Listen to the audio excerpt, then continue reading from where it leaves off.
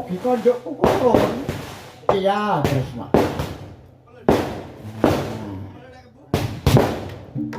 Alon. Iki mung sarai sapa-sapa Kresna. Nun sewu kulon menika lepatipun sinten?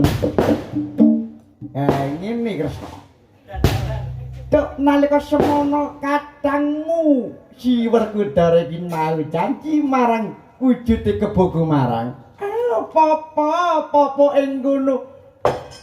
Kadangmu iki lali marang janjine ora ngekei sajen ana ing tegalan ana ing sawah. Saben-saben tandur kelawan panen mengkono Kresna. Kadang kula menika kukulun ya mengkono Kresna. Yayaji mata semangat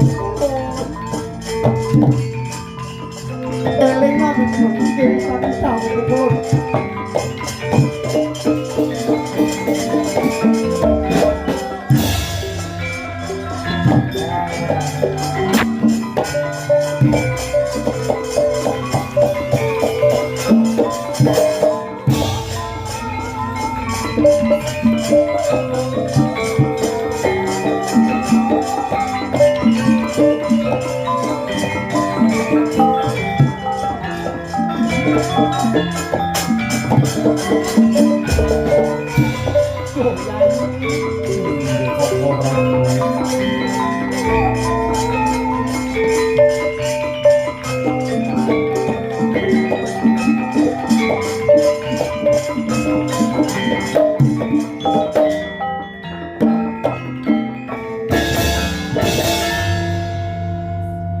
Nun sewu Koko Prabu kados pundi.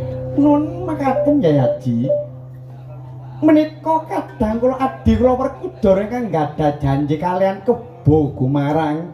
Duk nalika bapaknipun alas kurdi kala mekaten Yayaji. Yen mekaten do Koko Prabu sumangga duh Kakang Semar rewang-rewang ngono momong ngamu duh Kakang Semar nggih ta. Monggo.